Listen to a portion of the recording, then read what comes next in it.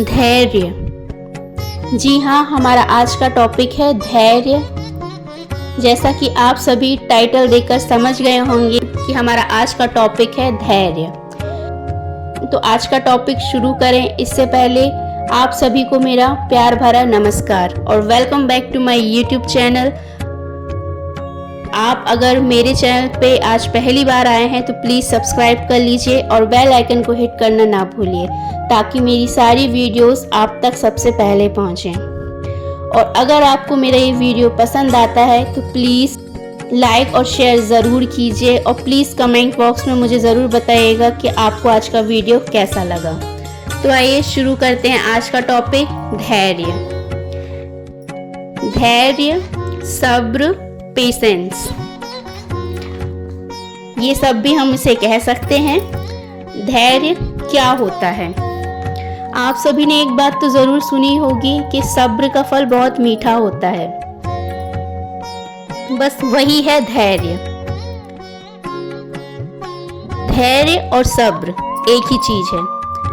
सब्र का मतलब है कठिन परिस्थितियों में शांति और स्थिरता बनाए रखना। यह एक विशेषता है जो हर व्यक्ति में हो भी सकती है और नहीं भी हो सकती, जिसे विकसित किया जा सकता है। मेरा मतलब जो सब्र है, जो धैर्य है, जो पेशेंस है, ये एक विशेषता है जिसे विकसित किया जा सकता है। धैर्य रखने से हमारे जीवन में कई तरह के फायदे होते हैं। एक और बात, धैर्य सदैव हमें क्रोध और कई प्रकार की नकारात्मक या बुरी भावनाओं से भी बचाता है और धैर्य रखकर हम हमेशा बड़ी से बड़ी समस्याओं से भी निपट सकते हैं। देखिए, आप सभी ने एक बात तो सुनी ही होगी कि सब्र का फल बहुत मीठा होता है ना? तो हम सभी को सब्र रखना चाहिए। क्यों? क्योंकि धैर्य रखने से हमारा जो जीवन है, हमारी जो जिंदगी है, वो सहज होती है, सुंदर होती है और सुखद होती है। धैर्य रखने से हम अपने लक्ष्य को बड़ी ही प्रसन्नता और ईमानदारी से प्राप्त कर सकते हैं। एक और बात, अगर हमें कभी भी ये लगता है कि हमारा धैर्य कम हो रहा है या हमें अपना धैर्य और बढ़ाना चाहिए, तो हमें क्या करना चाहिए?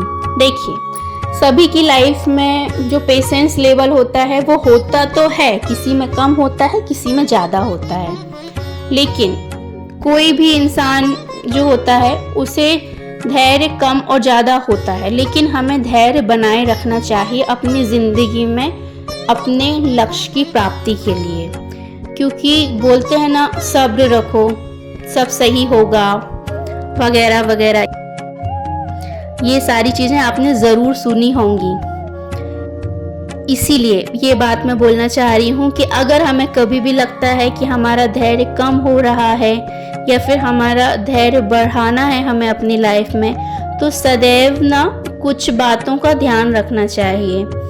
वो बातें ये हैं कि हमेशा कोई भी परेशानी हो या कोई भी परेशान करने वाली परिस्थितियाँ हो, उनके बारे में हमें थोड़ा बहुत अनुमान लगा लेना चाहिए। दूसरी बात, अपनी मौजूदा स्थिति को स्वीकार करें। मौजूदा स्थिति से मेरा मतलब है कि हम जैसे हैं, जो हैं, उसे स्वीकार करना बहुत ज़रूरी है। अगर हम में कोई कमी है तो उसे भी एक्सेप्ट कीजिए और अगर हम में कोई खूबी है तो उसे भी एक्सेप्ट कीजिए। तीसरी बात, हमें अपना धैर्य बढ़ाने के लिए हमेशा अपनों की या अपने बड़े बुजुर्गों की बातें ज़रूर सुननी चाहिए।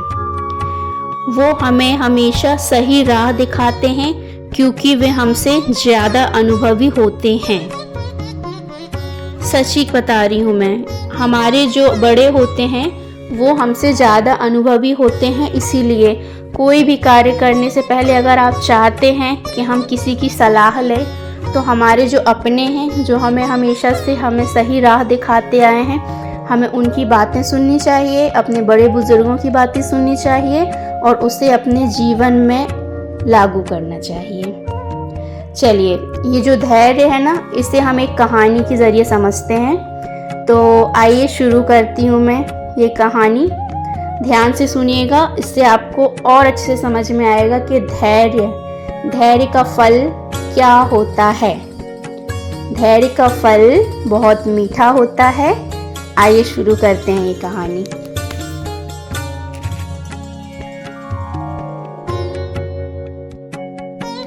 पुराने समय में एक व्यक्ति था। वो अपनी गरीबी की वजह से बहुत परेशान था। एक दिन वह निराश होकर आत्महत्या करने के लिए नदी में कूद गया। तब उसे एक संत ने डूबते हुए देखा। तब उसकी जान बचाने के लिए वो भी नदी में कूद गए। संत जो थे वो तैरना जानते थे। कुछ ही देर में संत ने उस व्यक्ति को किनारे पर ले आए और उसकी जान बचा ली। जब उस व्यक्ति को होश आया तो संत ने उससे आत्महत्या करने की वजह पूछी। तो व्यक्ति ने कहा कि मैं अपनी ज़िंदगी में बहुत परेशान हूँ। ऐसा बोलते बोलते उसने अपनी सारी परेशानी उस संत को बता दी। तब संत ने उससे कहा कि मेरे पास एक चमत्कारी घड़ा है। उस घड़े की खास बात ये है कि वह हमारी सारी इच्छाएं पूरी करता है। हम उससे जो कुछ भी मांगते हैं वह घड़ा हमें दे देता है। मैं ये घड़ा तुम्हें दे सकता हूँ, लेकिन इसके लिए तुम्हें मेरी 2 साल तक सेवा करनी होगी, और अगर तुम मेरी 5 साल तक सेवा करोगे तो मैं तुम्हें ये घड़ा बनाने की विधि भी बता दूंगा। एक बात हमेशा ध्यान रखना, अगर घड़ा टूट गया तो इसके चमत्कार से मिली सभी चीजें गायब हो जाएंगी। तब उस गरीब व्यक्ति ने कहा कि गुरुजी, मैं 2 साल आपकी सेवा करूंगा और आप मुझे ये घड़ा दे देना। मैं जीवन भर इसे बहुत संभाल कर रखूंगा।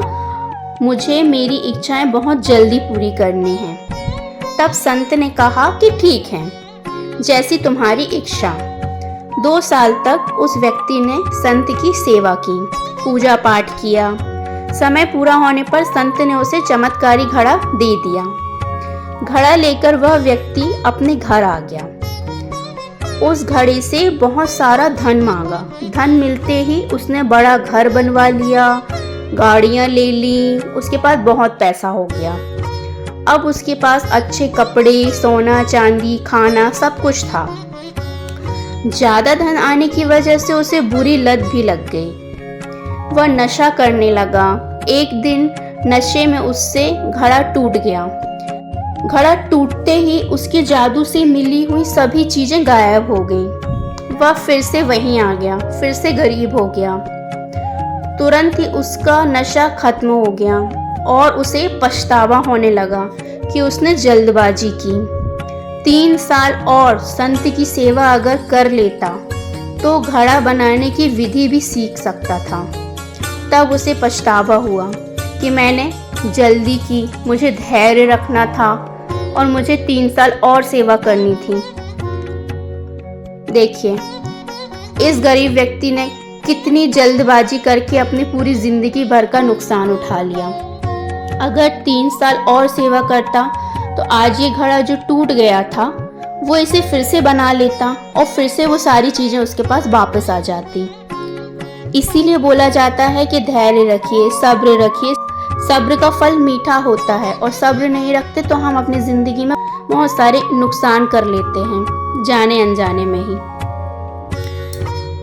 इस कहानी से हमको यही सीख मिलती है कि अधिकतर लोग जल्दी जल्दी सभी सुख पाने की कोशिश में लगे रहते हैं, धैर्य से नहीं जल्दबाजी से काम लेते हैं। इस कारण पल भर का सुख तो मिल जाता है, लेकिन भविष्य में नुकसान का सामना करना पड़ता है। धैर्य से काम लेंगे तो लंबे समय तक का लाभ प्राप्त किया जा सकता है। देखिए, एक और बहुत ज़रूरी बात कि बड़ी सफलता अगर आप चाहते हैं तो धैर्य रखिए। जल्दबाजी में पल भर का सुख तो मिल सकता है, लेकिन भविष्य का नुकसान हो जाता है। धैर्य है तो हम कोई भी सफलता भले हमें देर से मिलेगी, लेकिन वो जिंदगी भर के लिए मिलती है। धैर्य कठिन परिस्थितियों में व्यक्ति की सहनशीलता की अवस्था है। बहुत समय से जो समस्याओं से घिरे होने के कारण व्यक्ति जो चिंता या तनाव अनुभव करता है, उसको सहन करते रहने की क्षमता ही धैर्य कहलाती है। आप समझ ही गए होंगे मैं क्या समझाना चाह रही हूँ कि सब्र रखिए। अगर कोई भी विपत्ति आती है, कोई भी परेशानी आती है, उसमें भी जब हम सब्र रखते हैं ना कि नहीं एक दिन सब सही होगा, और अपने काम में जुटे रहते हैं कई परेशानियां आने के बाद भी, तो उसे ही हम धैर्य बोलते हैं, उसे ही हम सब्र बोलते हैं, उसे ही हम पेशेंस बोलते हैं। लास्ट में आपसे मैं बस यही कहूँगी कि धैर्य या सब्र, धैर्य या सब्र। देखिए, जब हम अपने लक्ष्य या मंजिल का इंतज़ार करते हैं और कई कठिनाइयों के साथ गुजरते हैं, फिर भी जब हम हारते नहीं हैं और बिना कोई शिकायत किए, बिना परेशान हुए सारे कष्ट को सहते जाते हैं, ये सोचकर कि हमें आगे बढ़ना है और हमारी मंजिल हमारा इंतज़ार कर रही है, इसे ही सब्र कहते हैं, यही धैर्य कहलाता है। आप सबसे मैं यही कहना चाहूँगी कि हम सबको सब्र ज़रूर रखना चाहिए, धैर्य ज़रूर रखना चाहिए, क्योंकि ये हमारी ज़िंदगी के लिए बहुत ज़रूरी होता है। क्योंकि धैर्य हो या सब्र, सब्र का फल मीठा होता है। आज के लिए इतना ही। मिलती हूँ आपसे नेक्स्ट ब्लॉग में एक न्यू यूनिक थॉट के साथ। तब तक के लिए बाय बाय, टेक केयर।